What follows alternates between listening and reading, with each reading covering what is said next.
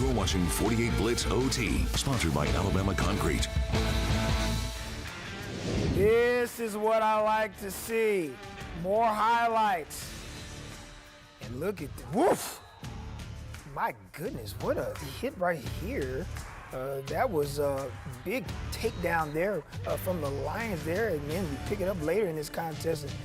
The old Indians are going to roll in there, and Anthony Webb for the Lions going to walk in again for a score. This was a really, really good game early on, but unfortunately in the end, got a pass that's incomplete here. Cherokee getting better, folks. Getting better, 38-6. I'm just saying. Welcome in, everyone.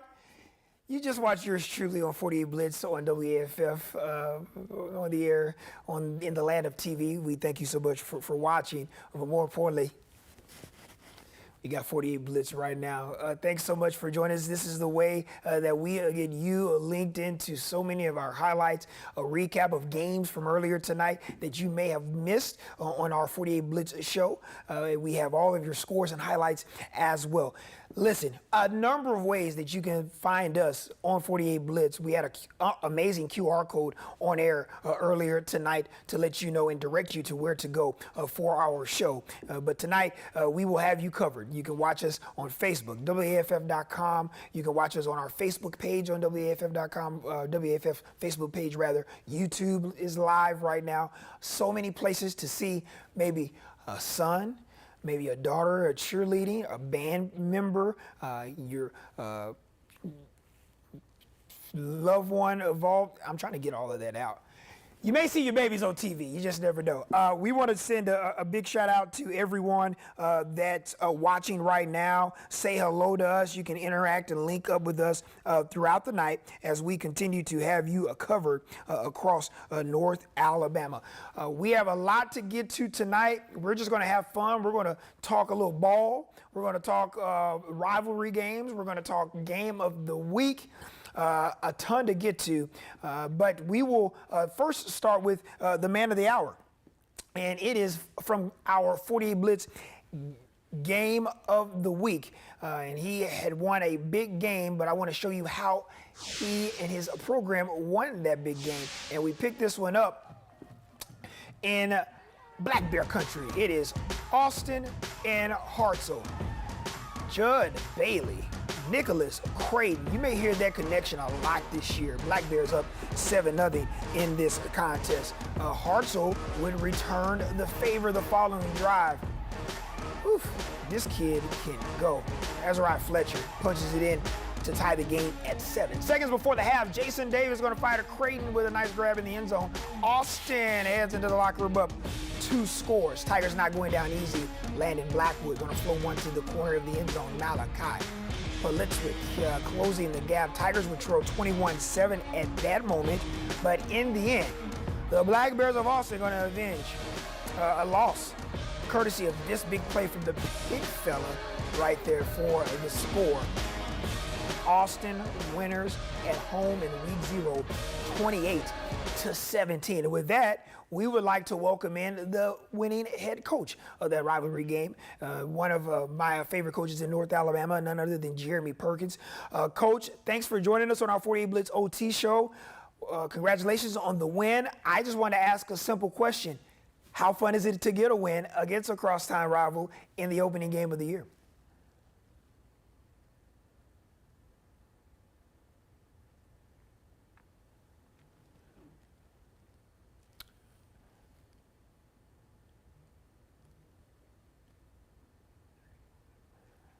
Okay, we are having some technical difficulties there with this contest, but I mentioned about Jeremy Perkins has done a magnificent job with the Black Bears of Austin throughout his tenure there at Austin. He is the winningest coach in Austin football history during his tenure there. Has won a ton of football games, region championships. He's had some Mr. Footballs under his helm. He had an amazing team a handful of years ago with a great running back tandem back in the day that that lost to the eventual champ Pinson Valley that went on to win a state championship. Bo Nix was the quarterback for that team as well. But he's had some great teams, some teams recently, some really good quarterbacks as well. And just overall, a really good team, offense, defense, special teams, and an elite coaching staff. That's what's really cool as well. So we will hear from Coach Perkins momentarily here in a few seconds. Our esteemed team, come on in here. Come on in here. Come on in here. You can just wave right here. We see you on TV. Zach McGovern, everybody. This is what we do. We have a lot of fun here on our 48 Blitz show. Coach, can you hear me? I can hear you. All right. Well, listen, I've given you literally all the superlatives I could possibly give you. You're a heck of a man and a great coach as well. Congratulations on the win tonight, Coach. I just wanted to ask, as I was discussing this with our viewers across North Alabama, it's just got to be cool to get a win against your crosstown rival in your first game of the year. Oh, absolutely. It was a hard-fought game. Both teams played hard, played all 4 quarters. We hope this is a great springboard for us to start the season and learn from, grow from, and get better from. Walk us through, Coach, walk us through really quick just the mindset of your group. Listen, Hartzell has had a heck of a run under head coach Brian Moore. Really, the last 2 years have been outstanding as well. I know for going into fall camp and preparing for this first game, maybe have kind of got the attention of your young men, knowing the team that you were playing relative to maybe playing someone that you could have potentially not had their attention, if that makes any sense. Walk us through how important was it to play a caliber of program like Hartzell in the first game of the year? Well, it makes you battle tested. I mean, what better way to start the year than a rivalry game? So it's a great environment. There's added incentives, added pressure. They're right down the road from us. We traditionally play hard-fought football games with them. Since I've been at Austin, we've pretty much split the wins and losses with them. So it's been a back-and-forth rivalry. They're a well-coached, disciplined football team. They've got good players. So it's an opportunity to be tested, to see how your team's going to respond when things don't go well, to see how they're going to respond when things go well. And we get to learn a lot about ourselves in situations like that where you're tested. And that's what you want as a football coach, especially early in the season, because we've got big games coming up. We'll have another rivalry game next week, and then we start a gauntlet in the region play with Sparkman and Florence right out of the gate in the first 2 region ball games.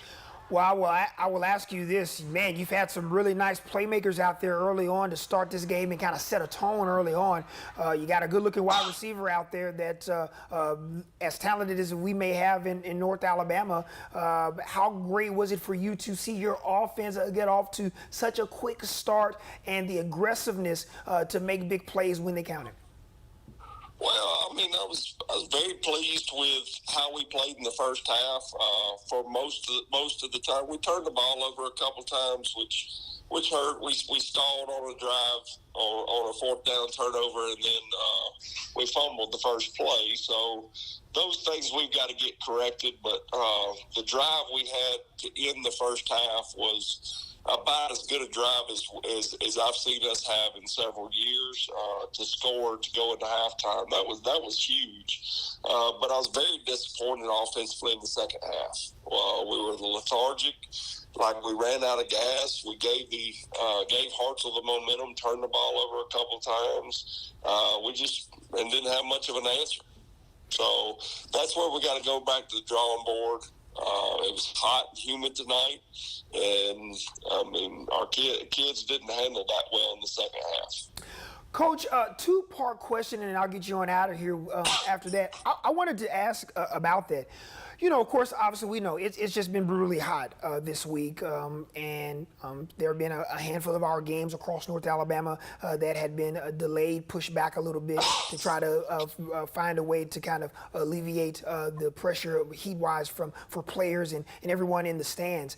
I wanted to ask you, What had you and your program and your coaching staff and just really the entire school tried to do with all of the student athletes as sports are continuing to work through practices? You all are preparing for your season this week. And then the other side to that is, how do you take tonight and prepare for a big rivalry game against a crosstown rival Decatur in the River City rivalry? Well, I mean, the first part is the heat is the heat, the elements are the elements, and you adapt to those things. We did some split practices, and then we went out for a little while, brought them in, cooled them off, went back out. We shortened some practices.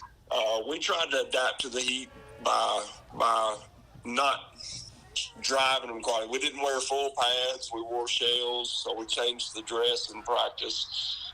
Different things like that to prepare. We tried to get off of them as much as we could in the last 48 hours and keep them hydrated. We iced down Gatorades every day for them and waters and things of that nature. But, I mean, you can't prepare for the adrenaline and the emotions which drain you even more. And, our guys, they were very emotional, and there was a lot of adrenaline to start the game, so they burned a lot of energy in the first half. So, and we don't have a lot of depth, so we didn't play a ton of different guys. So those guys got pretty worn out. Now, as far as preparing for the next rivalry game, you basically, excuse me, you basically have to enjoy this for a few hours. For me, I'll wrap this game up tonight, tomorrow morning, and we'll move on. And you got to flush it. You got a new challenge, new opponent, and we start all over at square one.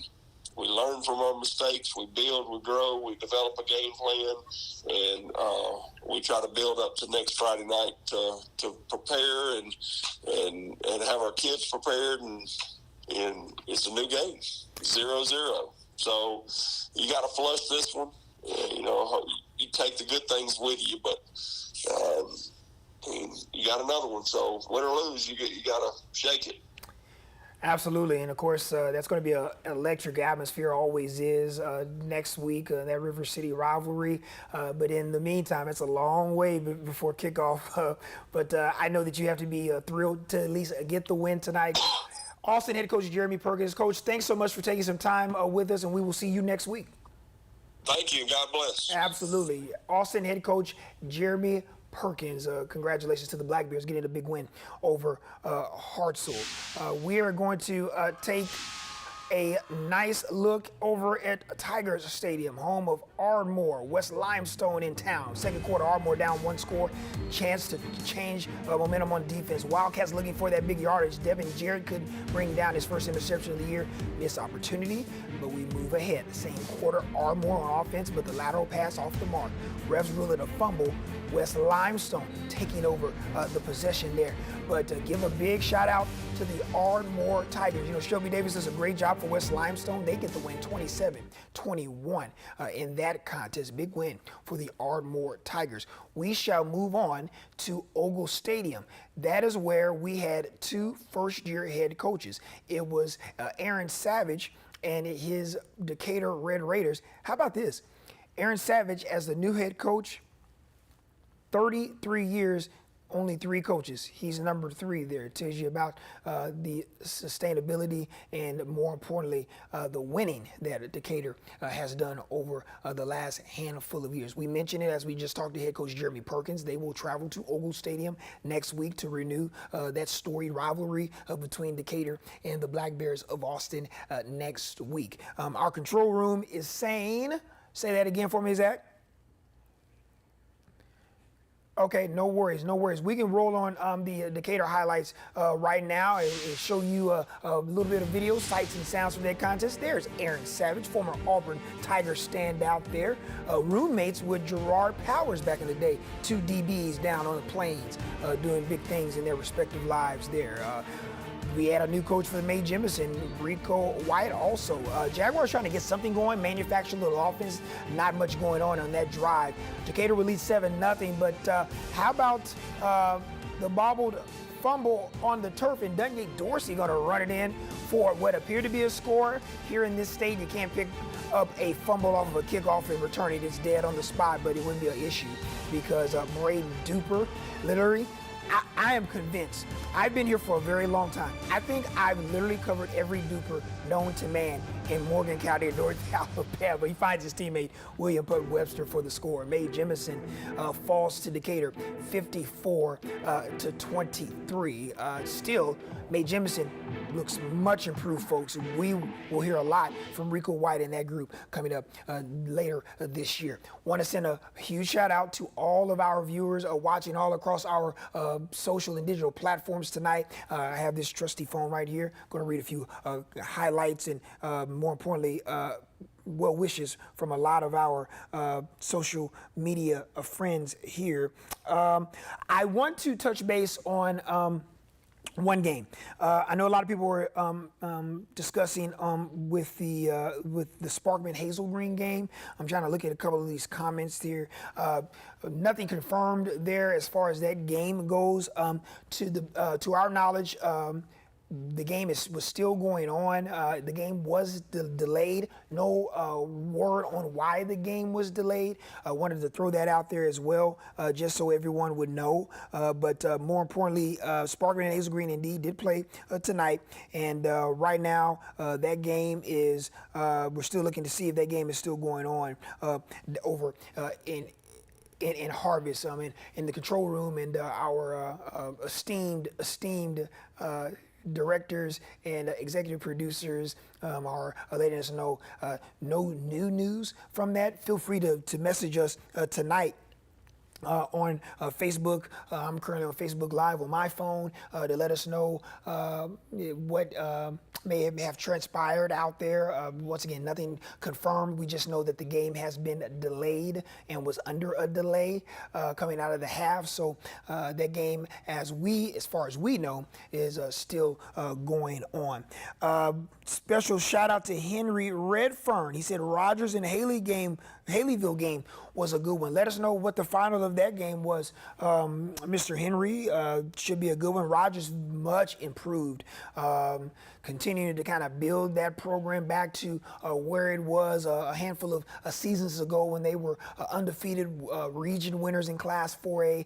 It appears that the Pirates are back well on their way to potentially reaching the upper echelon of their respective region in Class 4A. Henry Redfern letting us know that Haleyville got the win over Rogers in that non-region matchup, 21-20. Where are we going to go again, Zach?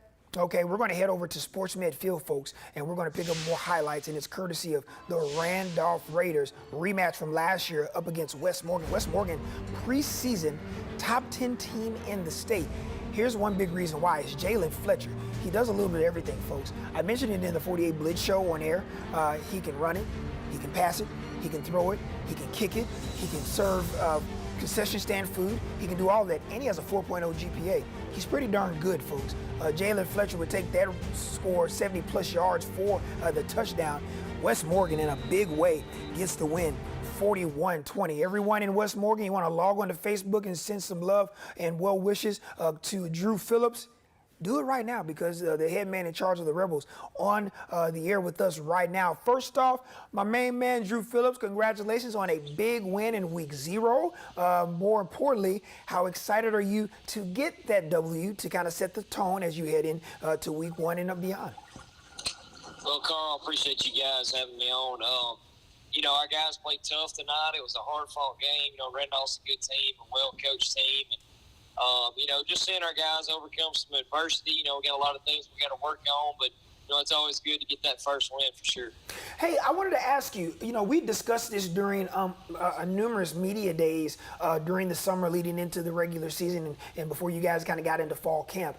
There's one thing to have a lot of expectations amongst yourselves and within your organization and administration within the high school and, of course, with your program. It's another thing when so many other people around our state have a lot of preseason expectations about you and your program. How do you balance that, and how did you balance that to try to keep everyone as attentive as possible as you headed into the regular season, knowing that a lot of people expect some monumental and potential big things from this program coming in as a preseason top 10 in Class 4A? Yeah, well, like I said before, these guys have positioned themselves to get the recognition that they're getting. That means that they're, putting out some good football and playing well, and we're excited about that. But, really the way we try to handle it is just each day try to improve just a little bit.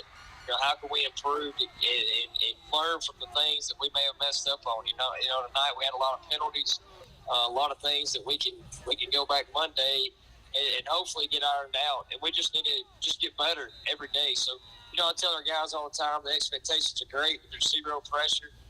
What we're trying to do, we want them to play football, because at the end of the day, it's all it is. It's just a game. And, so we try to block out any noise, good or bad, just try to focus on us internally in our locker room. I always say this in football, and no matter what level, it can be little league, high school, college, the NFL, sometimes you just have an eraser that can make a lot of things really, really good and hum for you.